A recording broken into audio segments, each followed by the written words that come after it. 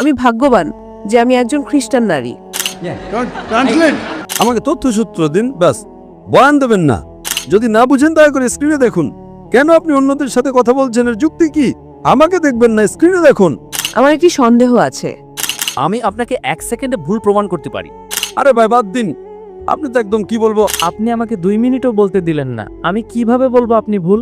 চলুন 2 minute, 1 minute 55 second বাকি আছে। তাই আপনি ভুল। একে আমি 2 মিনিট দিলাম কি না? স্যার, আপনি সময় নষ্ট করছেন, দয়া করে মূল কথায় আসুন। আপনি কেন কথা বলছেন? আপনি যদি ভুল স্বীকার আমার প্রশ্ন হলো ডক্টর সাহেবের কাছে, আপনি কি বাইবেল থেকে প্রমাণ করতে পারবেন যে যিশু মারা যাননি এবং মৃতদের মধ্য থেকে জীবিত হয়ে ওঠেননি? এবং আপনার উত্তর শুধুমাত্র বাইবেল থেকে হতে হবে, ইসলাম থেকে নয়। ভাই সাহেবের প্রশ্ন হলো যে আপনি কি বাইবেল থেকে প্রমাণ করতে পারবেন যে ঈসা আলাইহিস সালাম মারা যাননি? ঈসা আলাইহিস সালামকে মারা যাননি এবং তাকে উঠিয়ে নেওয়া হয়েছে, ঠিক? হ্যাঁ। আপনি কি চান আমি উত্তরটা ইংরেজিতে দেই নাকি উর্দুতে? আপনি যা চান। ঠিক আছে, আমি ইংরেজি পছন্দ করতাম, কিন্তু এখানকার জনগণ উর্দু ভালো বোঝে, তাই ইনশাআল্লাহ আমি উর্দুতে উত্তর দেব। ভাই সাহেবের প্রশ্ন হলো, আপনি কি বাইবেল থেকে, শুধুমাত্র বাইবেল থেকে, অন্য কোনো কিতাব থেকে নয়, প্রমাণ করতে পারবেন যে ঈসা আলাইহিস সালাম মারা যাননি? কারণ খ্রিস্টানরা বিশ্বাস করে যে ঈসা আলাইহিস সালাম মারা গেছেন। তাই আমার প্রতি ওনার চ্যালেঞ্জ হলো, আপনি কি বাইবেল থেকে প্রমাণ করতে পারবেন যে ঈসা আলাইহিস সালাম মারা যাননি? আমি প্রমাণ করব। প্রথমে আমি একটু কোরআনের উদাহরণ দিচ্ছি, আপনার জন্য নয়, আমার মুসলমান ভাইদের জন্য। আল্লাহ সুবহানাহু ওয়া তাআলা সূরা নিসায় 4 নম্বর সূরার 157 নম্বর আয়াতে বলছেন, তারা বলেছে ইহুদিরা, لقد كفر الذين قالوا إن الله عيسى ابن مريم। তারা বলেছে ইহুদিরা, আমরা ঈসা আলাইহিস সালামকে হত্যা করেছি, যিনি মরিয়ম আলাইহিস সালামের পুত্র ছিলেন। আর কোরআনে লেখা আছে, وما قتلوه وما صلبوه না তাকে হত্যা করা হয়েছে আর না শুলিতে চড়ানো হয়েছে। ولكن شبه لهم। এটা শুধুই তাদের ভ্রান্তি বা সন্দেহ। যদি কেউ এই বিষয়ে মতভেদ করে তবে সে সম্পূর্ণ ভুল। তো কোরআনের পরিষ্কার আয়াত হলো وما قتلوه وما صلبوه। যে ঈসা আলাইহিস সালামকে না হত্যা করা হয়েছে আর না তিনি শুলিত চুড়ে মারা গেছেন। صلبوه একটা হলো crucifixion और एक crucifixion CRUCIFIXION মানে ক্রুসিফিকশন, শুলিতে চড়া এবং মারা যাওয়া। আরেকটা হলো crucifixion CRUCIFICTION fiction। ফিকশন, মানে হলো গল্প। এটা কোরআনে লেখা আছে।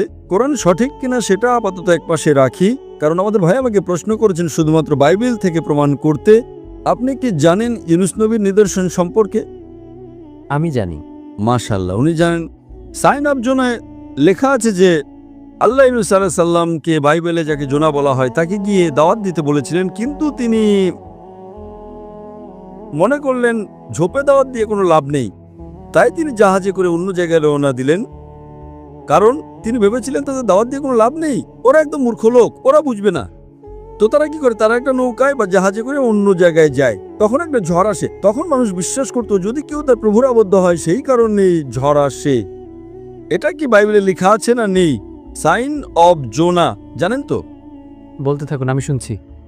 জানেন কিনা সাইন অফ জোনা? আমি জানি। সাইন অফ জোনায় 1.5 পৃষ্ঠার একটা বই। বুক অফ জোনা বাইবেলে পড়লে দেখবেন এটা মাত্র 1.5 পৃষ্ঠার বই। তো ইউনুস আলাইহিস সালাম, যাকে বুক অফ জোনা বলা হয় বাইবেলে, যখন ঝড় আসে তিনি আল্লাহর পয়গম্বর বললেন এটা আমার ভুল।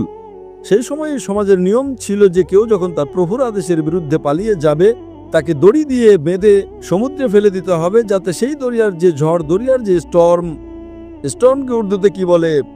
তুফান। মাশাআল্লাহ, মাঝে মাঝে আমার কম্পিউটার উর্দু হয়ে যায়, ইংরেজি কম্পিউটার। তো তুফান আসে, তখন ইউনুস আলাইহিস সালাম আল্লাহর পয়গম্বর বলেন এটা আমার ভুল। তো যখন তিনি বলেন এটা আমার ভুল এবং তিনি স্বেচ্ছায় বলেন আমাকে ফেলে দাও, তাকে বাঁধার দরকার নেই, হাড্ডি ভাঙার দরকার নেই, তখন তারা ইউনুসকে, জোনাকে ধরে পানিতে ফেলে দেয়। এটা সঠিক কি না?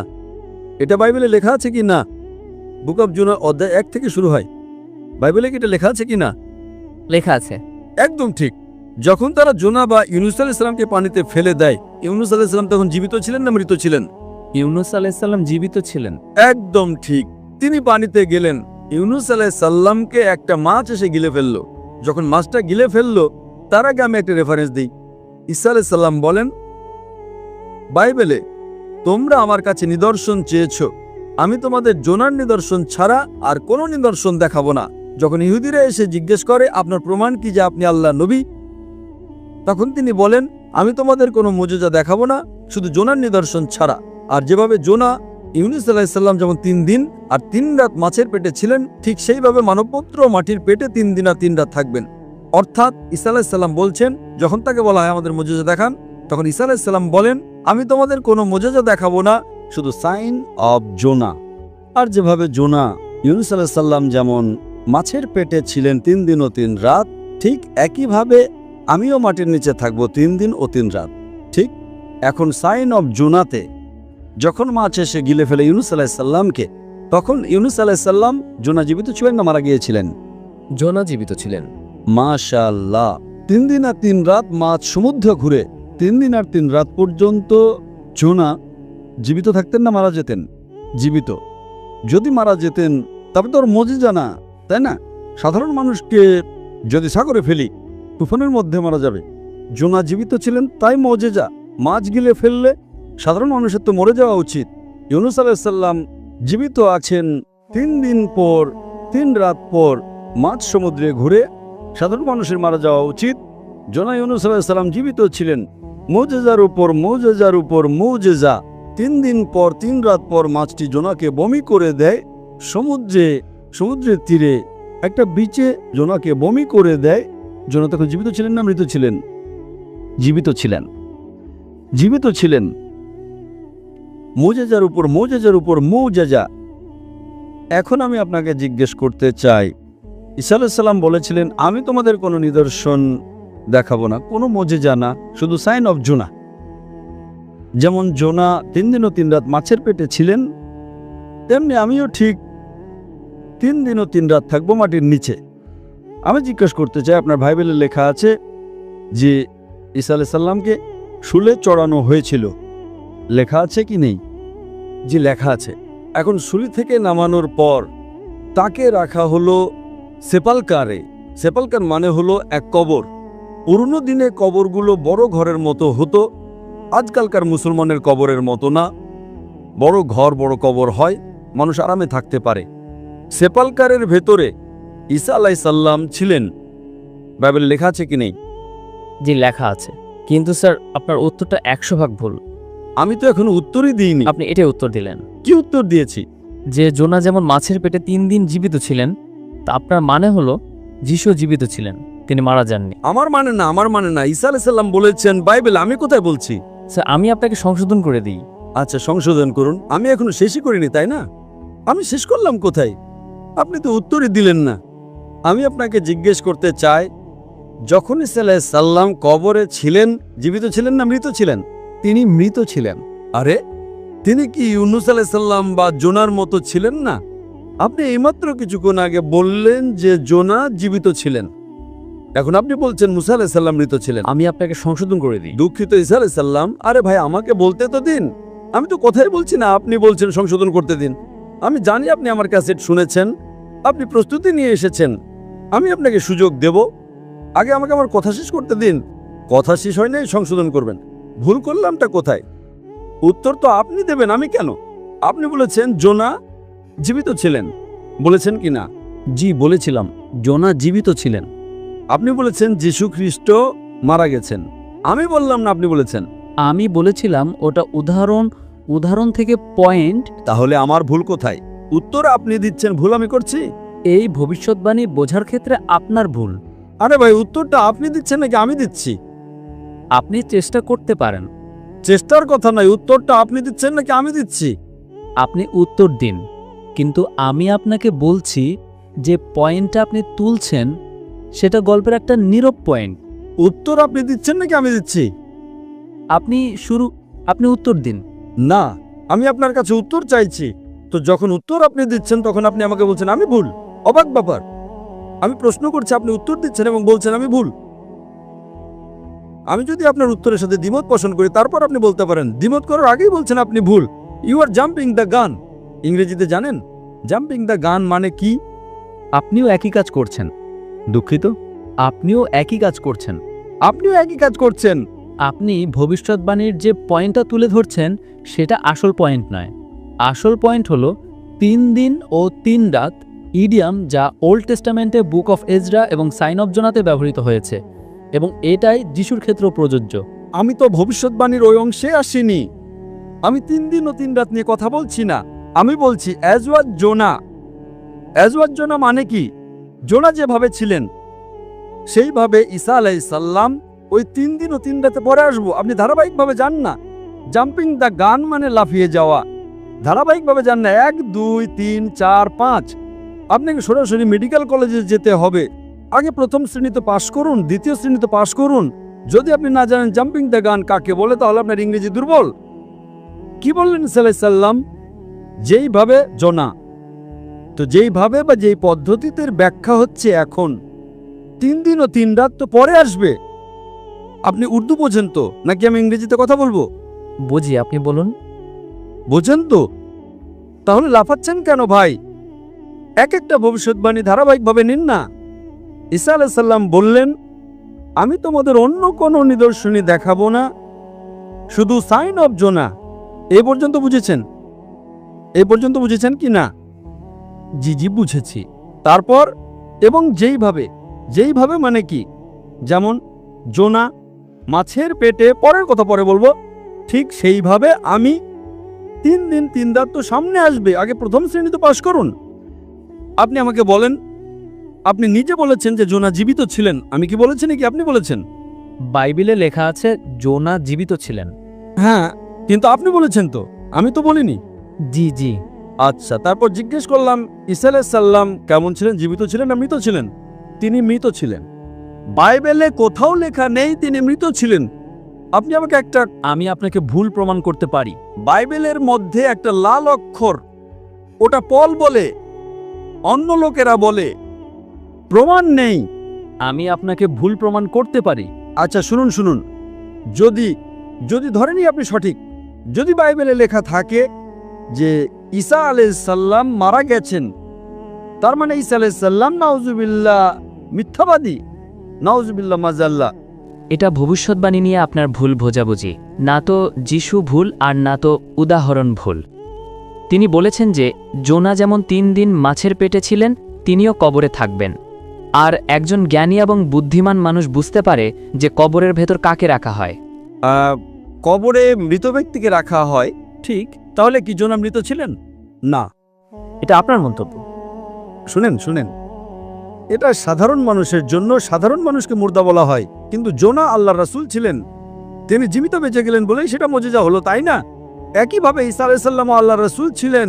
যদি কোনো সাধারণ মৃত ব্যক্তিকে কবরে রাখা হয় আর ঈসা আলাইহিস সালামকে রাখা হয়, অলৌকিকতা থাকলো কি? স্যার, অলৌকিকতা এখানে মূল বিষয় নয়। শুনেন আমার কথা। আল্লাহর নবী সাল্লাল্লাহু আলাইহি সাল্লাম বলছেন, আমি তোমাদের অন্য কোনো নিদর্শনই দেখাবো না। যদি ঈসা আলাইহিস সালাম মারা গিয়ে থাকেন, তাহলে নিদর্শনটা কিসের ভাই? অলৌকিকতা তো রইল না। কি বোকা বানাচ্ছেন দুনিয়ার মানুষকে? আপনার মধ্যে ঈসা আলাইহিস সালাম মিথ্যা কথা বলেছেন, এই বিষয়টা আমি কখনোই মেনে নেব না। কারণ ঈসা আলাইহিস সালাম আমাদের নবী, আমরা তাকে আপনার চেয়ে বেশি ভালোবাসি। আপনারা তাকে অপমানিত করেন। আমি আপনাকে 1 সেকেন্ডে ভুল প্রমাণ করতে পারি, যদি আমাকে কথা বলতে দেন। আরে 1 সেকেন্ড ছাড়ুন, আধ ঘন্টা ধরে কথা বলছি। 1 সেকেন্ড আবার কি? 1 সেকেন্ড তো হয়েই গেছে। 1 সেকেন্ড না, নেন 1 সেকেন্ড দিলাম।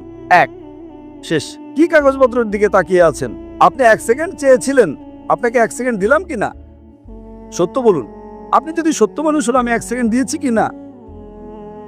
হ্যাঁ কি না? স্যার, 1 সেকেন্ড বলতে 1 ঘন্টাও বোঝানো হয়।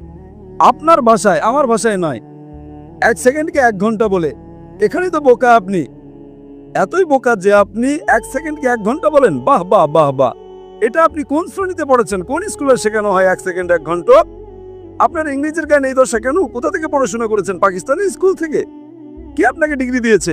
স্যার, আপনার জবাব চালিয়ে যান। কে আপনাকে ডিগ্রি দিয়েছে? স্যার, আপনার জবাব চালিয়ে যান। আপনি কি স্কুল পাস করেছেন? স্কুল পাস করেছেন, হ্যাঁ কি না? করেছি। কোন স্কুল থেকে পাস করেছেন আপনি?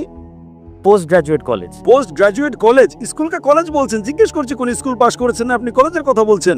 স্যার, আপনি আমার ডিগ্রি ব্যাপারে জানতে চাইলেন।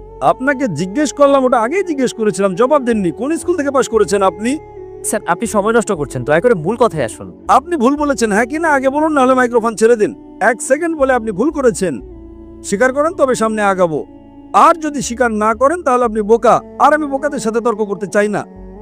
কোরআনে লেখা আছে মূর্খ মানুষ হলে তাকে সালাম বলে বিদায় দাও। قالوا سلاما আপনি যদি ভুল স্বীকার করেন আমি সামনে আগাবো, ভুল স্বীকার না করলে মাইক্রোফোন ছেড়ে দিন। আমি 1 সেকেন্ডকে 1 ঘন্টা মানতে পারি না। ঠিক আছে, আপনি চালিয়ে যান, আমি জবাব শুনতে চাই। আপনি কি মানেন যে আপনি ভুল করেছেন? স্যার আমি পাঞ্জাবিদের একটা উদাহরণ দিয়েছিলাম যেটা ভুল। ঠিক আছে, আমি ভুল, এভাবে বলুন, ভদ্রভাবে কথা বলুন। কিন্তু সব পাঞ্জাবি জানে যে এটা সত্যি। সব পাঞ্জাবি? আমরা এমনটা বলে থাকি। তবে ঠিক আছে, আমি ভুল। সব পাঞ্জাবি? ও ভাই, পাঞ্জাবি কি 1 সেকেন্ডকে 1 ঘন্টা বলে? बोलते हैं सर। বলে স্যার, এটা বলে যে 1 সেকেন্ডে বাড়ি আসছি, কিন্তু আসলে 1 ঘন্টায় যায়। তারা তো ভুল বলে। কেউ যদি ভুল করে তাহলে আপনিও তাকে 1 সেকেন্ডে, আমি তো কখনোই বলি না। যদি তারা বলে এবং ভুল করে আপনি সেটা পুনরাবৃত্তি করেন, সেটা সঠিক হলো? কত মানুষই তো এমন করে। আমরা তো এখানে পাঞ্জাবি কথা বলছি না, আমরা এখানে কি কথা বলছি? আমরা কি পাঞ্জাবিতে কথা বলছি? আমরা তো ইংরেজিতে কথা বলছি, তাই না? স্যার দয়া করে প্রশ্নের উত্তর দেবেন কি? প্রশ্নটা কি? আপনি কিন্তু ভুল বলছেন। ভুল স্বীকার করলে তবেই না সামনে আগাবো। আমি আগেই স্বীকার করেছি। হ্যাঁ, তো এখন আমি আপনাকে বলছি, এখানে ঈসা আলাইহিস সালাম বলছেন যে আমি তোমাদের কোনো নিদর্শন দেখাবো না, শুধু ইউনুসের নিদর্শন ছাড়া। যেভাবে ইউনুস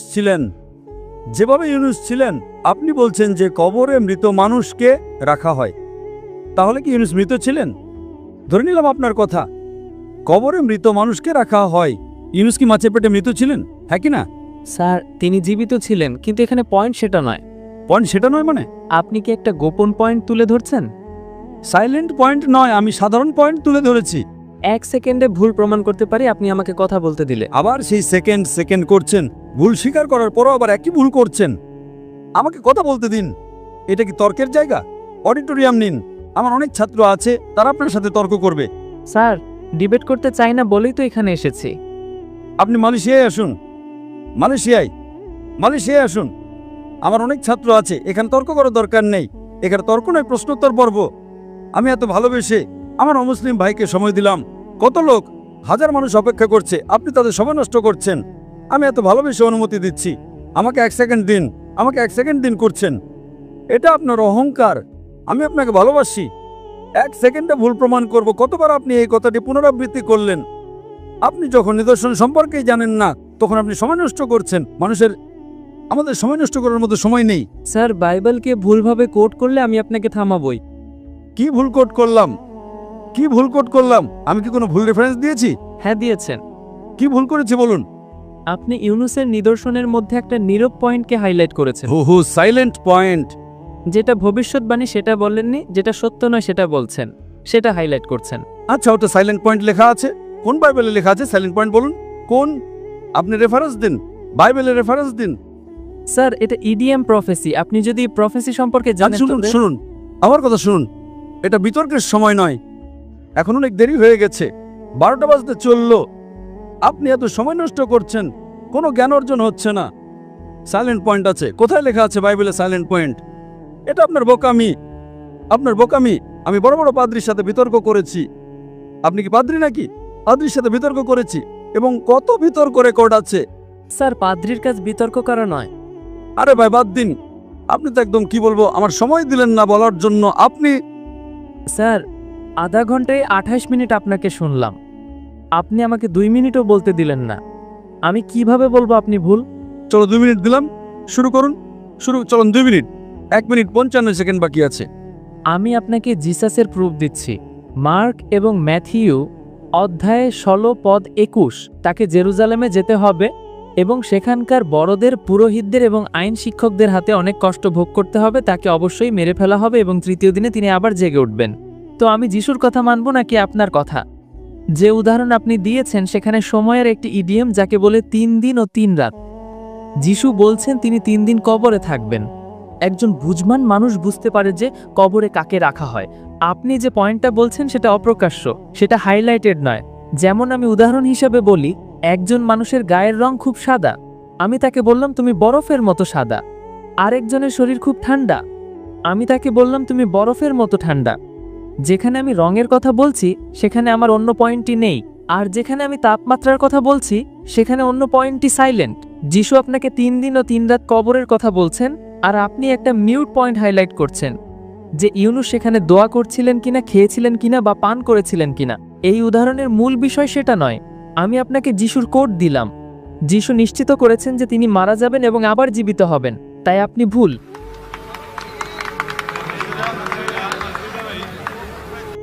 এখনো 15 সেকেন্ড বাকি আছে। আমি আপনাকে দিয়ে দিলাম আমার 15 সেকেন্ড। শেষ। এখন আপনি চুপচাপ শুনবেন আমাকে? হ্যাঁ। একে আমি 2 মিনিট দিলাম কি না? আমি কখন বললাম যে ঈসা আলাইহিস সালাম মারা যাবেন না?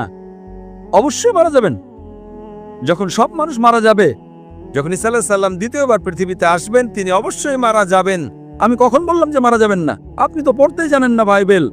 ঈসা আলাইহিস সালাম বলেছেন, ইউনুসের নিদর্শনের প্রসঙ্গে বলেছিলেন, আমি তোমাদের কোনো নিদর্শন দেখাবো না, শুধু ইউনুসের নিদর্শন ছাড়া। যেভাবে ইউনুস ছিলেন, জনা মাছের পেটে ছিলেন, আপনি যে রেফারেন্স দিলেন সেখানে কি লেখা ছিল যে এটা ইউনুসের নিদর্শন? না। যদি ঈসা আলাইহিস সালাম মারাই যেতেন তাহলে অলৌকিকতা রইল না, তিনি নবী নন। যদি লেখা থাকে যে ঈসা আলাইহিস সালাম মারা যাবেন, আমি কখন বললাম যে মারা যাবেন না? প্রত্যেক ব্যক্তি মারা যাবে। কুল্লু নাফসিন যায়কাতুল মউত। কোরআনের আয়াত, সূরা আলে ইমরান, সূরা নম্বর 3, আয়াত নম্বর 85। আপনি তো, আমি কখনো বলেছি ঈসা আলাইহিস সালাম মারা যাবেন না? ঈসা আলাইহিস সালাম আবার আসবেন, আসার পর অবশ্যই মারা যাবেন। স্যার, এখন চুপ থাকুন, আপনি এখন চুপ থাকুন, শুনুন। মানলে মানুন, না মানলে চলে যান। আমাদের সময় নষ্ট করবেন না। ধৈর্যের একটা সীমা থাকে, ধৈর্যের একটা সীমা থাকে, কিন্তু ধৈর্য ধরে আপনারা মানুষের এত সময় নষ্ট করছেন। 2 যোগ 2 5, 2 যোগ 2 5। কেন আমি কি শুধু শুনতেই থাকবো? এটা তো পুরনো উদাহরণ হয়ে গেল। আপনি কেন কথা বলছেন? একটু চুপ করে বসবেন। আপনি চুপ করে বসবেন। তার মাইক্রোফোনটা বন্ধ করুন। আগে ওর মাইক্রোফোনটা বন্ধ করুন। ওর মাইক্রোফোনটা বন্ধ করুন। ও নিজের সময় নষ্ট করছে। এ মানুষকে 1 সেকেন্ডকে 1 ঘন্টা বলে। যদি বাইবেলে লেখা থাকে যে ঈসা আলাইহিস সালাম মারা যাবেন, আমি কখন বললাম যে মারা যাবেন না? কিন্তু যখন ঈসা আলাইহিস সালামের কাছে বলা হয় যে আমাদের কিছু নিদর্শন দেখান, কিছু অলৌকিক দেখান, তখন ঈসা আলাইহিস সালাম বলেন, আমি আপনাদের কোনো মৌজেজা দেখাবো না। যদি কবরে দাফনের পর মারাই যায় তাহলে সেটাকে মৌজেজা হয়? হয় না মৌজেজা? ওটাকে মৌজেজা হয় না, হয় না। মৌজেজা কখন হবে? যখন কবরে জীবিত থাকবে। এর এতটুকু জ্ঞান নেই যে কবরে তো মানুষ মরা লাশকেই রাখে, আর মৌজেজা হলো না। যদি ইউনুস আলাইহিস সালামও মারা যেতেন এবং তারপর জীবিত হতেন, তবে বলতে পারতেন ঈসা আলাইহিস সালামও মারা গেছিলেন এবং আবার জীবিত হয়েছেন। কিন্তু বাইবেলে তো কোথাও লেখাই নেই। Silent point. কিসের সাইলেন্ট পয়েন্ট ভাই? মানুষকে কি বোকা বানাতে এসেছেন? কিসের সাইলেন্ট পয়েন্ট? পরিষ্কার। একটা বোকা মানুষেরও তো এটা বোধগম্য হয়। আপনি যদি না বোঝেন আমি কি করব? কোরআন বলে কাল সালামা, আপনি তাদের সালাম দিন, আপনার শান্তি পরিচিত হোক। তো এই যে ইউনুস আলাইহিস সালামের পয়েন্টটা, সাইন অফ জোনা, ইউনুসের নিদর্শন। ঈসা আলাইহিস সালাম বলছেন যে আমি আপনাদের আর কোনো মুজিজা দেখাবো না, শুধু ইউনুস আলাইহিস সালামের নিদর্শন, সেই সাইন অফ জোনা। যেভাবে জোনা, ইউনুস আলাইহিস সালাম মাছের পেটে 3 দিন ও 3 রাত ছিলেন, একইভাবে আমিও মাটির নিচে 3 দিন ও 3 রাত থাকব। বাকিরা তো ভাববে এই লোক তো গেছে, কাজের না সময়। বাকি লোকদের তো বোঝান। এখানকার মুসলমান ভাইয়েরা তো বাইবেল পড়েনি, হয়তো কিছু লোক পড়েছে, কিন্তু এদের তো বোঝান বাইবেলে আসলে কি লেখা আছে। আরে বাইবেলে পরিষ্কারভাবে লেখা আছে যে ওহে খ্রিস্টানরা বোঝো, ঈসা আলাইহিস সালাম মারা যাননি। কোরআনে সূরা নিসাতে সূরা নাম্বার 4, আয়াত নাম্বার 157, 158, ওয়ামা কাতালুহু ওয়ামা সালাবুহু। 157। না তাকে হত্যা করা হয়েছে আর না তাকে ছুরিতে চড়ানো হয়েছে, ওয়ালাকিন শুববিহা লাহু। যদি কেউ এই বিষয়ে দ্বিমত পোষণ করে সে ভুল। আর আল্লাহ আয়াত নম্বর 158 সূরা নিসা অধ্যায় 4-এ বলেছেন আল্লাহ তাকে নিজের দিকে উঠিয়ে নিয়েছেন। তো এটা হুবহু বাইবেলের সাথে মিলে যায়। বাইবেলে ঈসা আলাইহিস সালাম বলেছেন যে আমি আপনাদের আর কোনো মুজিজা দেখাবো না, শুধু ইউনুসের নিদর্শন, শুধু সাইন অফ জোনা। যেভাবে জোনা, আমাদের খ্রিস্টান ভাই কি বললেন? জীবিত জীবিত জীবিত। আমি তো বলিনি। তো যদি ইউনুস আলাইহিস সালাম জীবিত থাকেন আর যদি ঈসা আলাইহিস সালাম সত্য নবী হয়ে থাকেন, তবে ওনাকেও জীবিত থাকতে হবে। এ বলছে মারা গেছেন, অর্থাৎ ও বলতে চাইছে যে ঈসা আলাইহিস সালাম মিথ্যাবাদী। আচ্ছা, যদি তিনি সত্যবাদী হন তাহলে মুজিজা কোথায় গেল? পরিষ্কারভাবে এটা স্পষ্ট যে ঈসা আলাইহিস সালাম মারা যাননি, তিনি জীবিত ছিলেন। আর সাইন অফ জোনার ক্ষেত্রে আমরা যদি বলি তিনি মৃত ছিলেন, তার মানে ঈসা আলাইহিস সালাম মিথ্যা বলেছেন। যেমন এ বলছে 1 সেকেন্ড মানে 1 ঘন্টা, পাঞ্জাবি হয়তো হয়, আমি ভাই পাঞ্জাবি নই, তাই না? আর এই কিতাব কোরআন সারা বিশ্বের জন্য, শুধু পাঞ্জাবিদের জন্য নয়, বা শুধু ভারতীয়দের জন্য নয়, শুধু পাকিস্তানিদের জন্য নয়, শুধু আমেরিকার জন্য নয়, সমগ্র বিশ্ববাসীর জন্য। তো যদি আপনি বাইবেলকে সঠিক দৃষ্টিতে পড়েন, তদন্ত করে দেখেন, তবে দেখবেন বাইবেলে লেখা আছে যে ঈসা আলাইহিস সালাম আল্লাহর নবী ছিলেন, খোদা ছিলেন না, খোদার পুত্র ছিলেন না। এগুলো কারা বলে? চার্চ বলে, চার্চ বলে। আর এরা বাইবেল পড়ে না, চার্চের কথা মিলে নেয়। যখন আমরা বলি ডিবেট করার কথা, তখন আপনাদের পাদ্রীকে ডিবেটে নিয়ে আসুন না। দুনিয়াতে কত পাদ্রী আছে, কত পৃষ্ঠ আছে, কত বক্তা আছে, কত বিতার্কিক আছে, যারা লাখ লাখ মানুষের জনসমাবেশ জড়ো করতে পারে। যদি সাহস থাকে তো ডিবেট করুন না। যারা খ্যাতি পেতে চায়, বিখ্যাত হতে চায়, তারা বলে আমি ডাক্তার নাইকের সাথে ডিবেট করব। আমি কি পাগল যে আপনার সাথে ডিবেট করব? যেমন মোহাম্মদ আলী ক্লে, একটা বাচ্চা যদি বলে আমি ফাইট করব, আর মোহাম্মদ আলী যদি একটা মারে, ও তো মরেই যাবে, তখন লোকে বলবে আহারে বেচারা মেরে ফেললো, বাচ্চাটাকে মেরে ফেললো। ঠিক কি না? বলবে কি না যে বাচ্চাকে মারলো? আমি ওই অপবাদ চাই না। আরে টক্কর ধর্ম তো কাউকে নিয়ে আসুন না, যে পিএইচডি করেছে, যে তার বক্তব্যের জন্য অন্তত 50,000 মানুষের জনসমাবেশ জড়ো করতে পারে। আমি কেন 50,000-এর কথা বলি? আমার কারণটা কি? এই যত সব অন্য ধর্মের ঠিকাদাররা আছে, ধর্মের ঠিকাদাররা আছে, ওরা এটাকে পেশা বানিয়ে ফেলেছে, ধর্মের নামে বক্তব্য দেওয়া আর টাকা কমানো। আমি শ্রী শ্রী রবিশঙ্করের সাথে ডিবেট করেছিলাম 2006 সালে, 18 বছর আগে। তখন আমার টার্গেট ছিল যে অন্তত 20,000 লোক নিয়ে আসুক। আর শ্রী শ্রী রবিশঙ্কর ওই সময় দুনিয়ার সবচেয়ে বিখ্যাত হিন্দু ধর্ম প্রচারক ছিলেন। হাজার হাজার লোক তাকে ঈশ্বর মানত। উনি ডিবেটের জন্য রাজি হলেন, আমিও রাজি হয়ে গেলাম। তার নিজের শহরে ব্যাঙ্গালোরে আমি যাই ডিবেট করার জন্য। আর দুনিয়া দেখলো সেখানে কি হলো। তারপর থেকে শ্রী শ্রী রবিশঙ্করের পর এমন একজন অমুসলিমও যে 50,000 লোক জড়ো করার ক্ষমতা রাখে, আমাকে কখনো চ্যালেঞ্জই করেনি, কারণ তার দোকান বন্ধ হয়ে যাবে। আজকের তারিখে আমরা জানি যে সিন্ধ প্রদেশের গভর্নর जनाब कामरान खान तिफोरी উনি একটা পুরস্কার ঘোষণা করেছেন যে যদি শ্রী শ্রী রবিশঙ্কর ডক্টর নাইকের সাথে ডিবেট করতে রাজি হন, তবে সিন্ধ প্রদেশের গভর্নর জনাব কামরান খান তিশোরি শ্রী শ্রী রবিশঙ্করকে $5 মিলিয়ন দেবেন।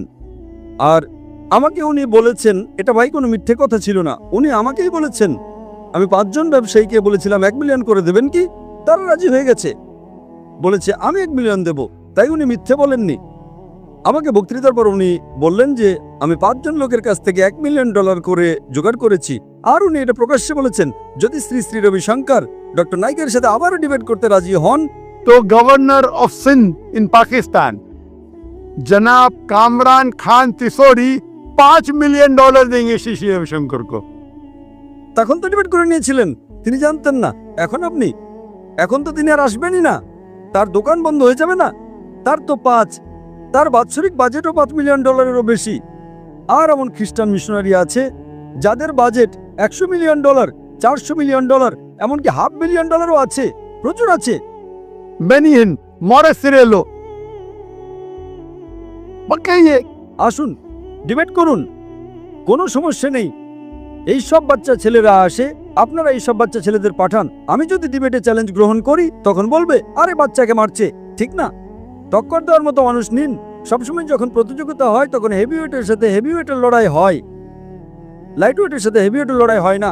হয় কি হয় না? না, হয় না, এটা ভুল ভাই। আমরা শুধু বার্তা পৌঁছে দিই, আমরা প্রত্যেককে সুযোগ দিই। আপনাদের খ্রিস্টান মিশনারিদের বক্তব্যে বা হিন্দুদের যে বড় বড় প্রিস্ট আছে, পুরোহিত আছে, তারা কেমন সুযোগ দেয় যে ভাই আমাকে প্রশ্ন করো, অন্য ধর্মের যে কেউ আছে জিজ্ঞেস করো। ওরা তো জিজ্ঞেস করতে দেয় না, নিজেরা বক্তব্য দেওয়ার চলে যায়। আমরা তো ভাই ওপেন, খোলা অধিবেশন, কারণ আমরা জানি আমাদের দিন সত্য, আমাদের কিতাব কোরআন সত্য।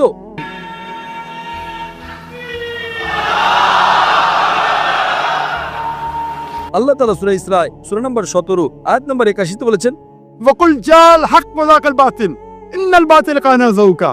সত্য যখন মিথ্যার সাথে সংঘাত করে, তখন মিথ্যা ধ্বংস হয়ে যায়। ইনশাআল্লাহ আমরা এখন অন্য মানুষদের প্রশ্ন করার সুযোগ দেব। মুসলিম। অমুসলিম। আমি খ্রিস্টান। খ্রিস্টান, হ্যাঁ বলুন। আমার নাম এন্না। আমি একজন প্রাইভেট কর্মচারী। আমি যা জিজ্ঞাসা করতে চাই তা হলো ইসলাম ধর্মের শিক্ষা সম্পর্কে। আমার একটি সন্দেহ আছে। 5 ওয়াক্ত সালাতের বিষয়ে আমি সম্পূর্ণরূপে একমত। এটি সত্যিই আমাদের শৃঙ্খলাবদ্ধ করার জন্য, এবং আমার মতে এটি কিছুটা কঠিনও বটে, কিন্তু এটি ভালো। দ্বিতীয়ত, রমজান মাসে 30 দিন রোজা রাখাকেও আমি খুব ভালো বলে মনে করি। যে বিষয়টি আমাকে সন্দেহে ফেলে তা হলো বহুবিবাহ। আমার মতে বহুবিবাহ আমাদের মতো নারীদের জন্য অত্যন্ত ক্ষতিকর।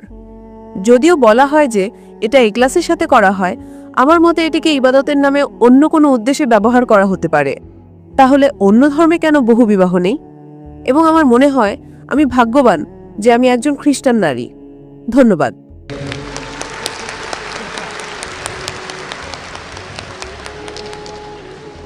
আমি যদি প্রশ্নটি সঠিকভাবে শুনে থাকি, তাহলে বোনের প্রশ্ন হলো, তিনি ইসলামের বহুবিবাহ প্রথার সাথে একমত নন, হ্যাঁ।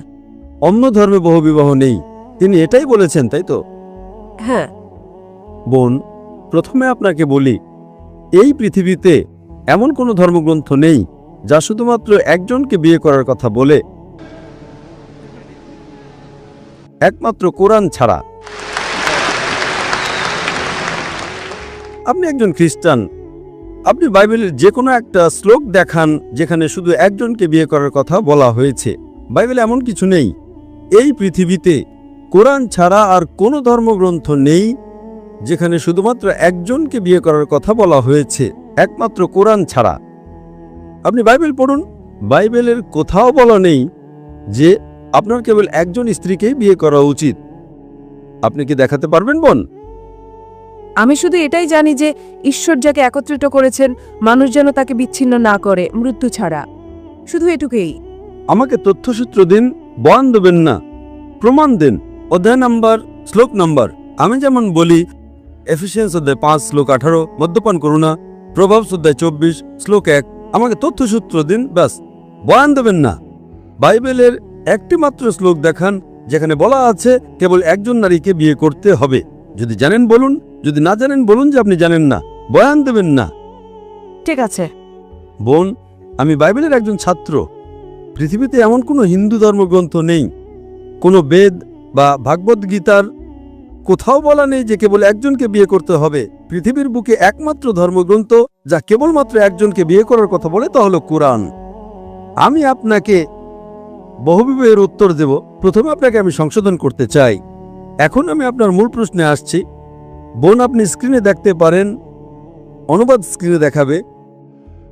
প্রথমত কোরআন সূরা নিসায় অধ্যায় 4 আয়াত 3 বলছে, তোমরা তোমাদের পছন্দের নারীদের বিয়ে করতে পারো 2, 3 বা 4 জনকে, কিন্তু যদি তোমরা ন্যায় বিচার করতে না পারো তবে কেবল একজনকে বিয়ে করো। এই বাক্যটি যে যদি ন্যায় বিচার করতে না পারো তবে কেবল একজনকে বিয়ে করো, এটি শুধুমাত্র বোন, আপনি কি স্ক্রিনটা পড়তে পারছেন? ওনাকে বলুন কথা না বলতে, ওনাকে বলুন স্ক্রিনটি পড়তে।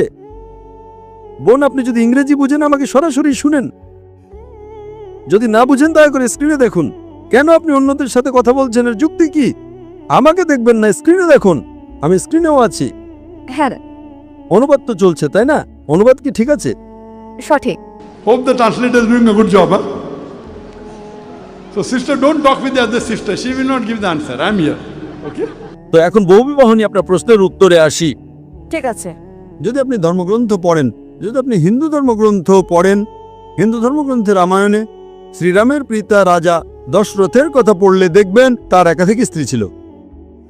যদি আপনি মহাভারত পড়েন, বোন স্ক্রিনে দেখুন, হ্যাঁ, হ্যাঁ, যদি মহাভারত পড়েন, শ্রীকৃষ্ণের কতজন স্ত্রী ছিল?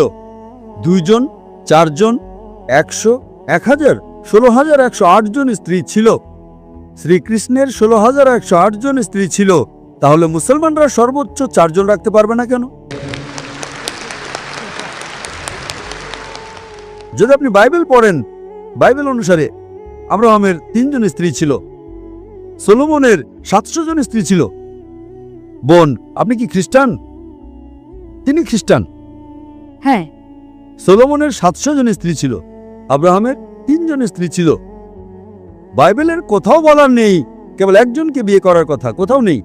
কিন্তু কোরআন বলছে সূরা নিসা অধ্যায় নম্বর 4 আয়াত নম্বর 3, তোমাদের পছন্দের নারীদের বিয়ে করো 2, 3 বা 4 জনকে, কিন্তু যদি ন্যায় বিচার করতে না পারো তবে কেবল একজনকেই বিয়ে করো।